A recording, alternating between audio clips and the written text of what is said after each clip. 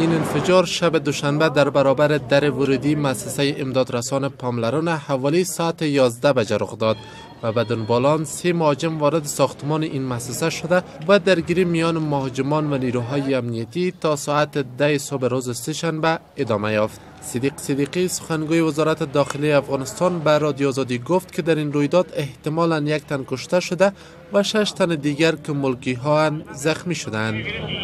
خوشبختانه چې څوک نه دي مړ شوي په دې برید کې، فقط 6 کسه موږ زخمیان لرو، نو 3 کسه ترهګر مړه شوي له منځه تللي. اما شاهدان عینی این رویداد چی میگویند؟ در حدود یک 30 نفر یا 35 نفر دیدیم که زخمی افتاده، دمی 4 تا بغل شیشه زده شانه، یک در حدود یک 16 15 نفر بعد کشته دیدیم.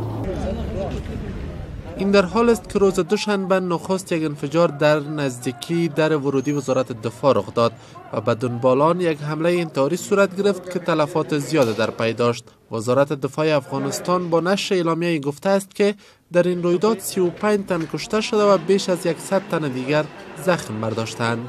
مسئولیت حملات در مقابل وزارت دفاع را طالبان مسلح بر عهده گرفته است، اما تا هنوز کدام گروهی مسئولیت حمله بر مهمانخانه نهاد امدادرسان پاملران را نپذیرفته است.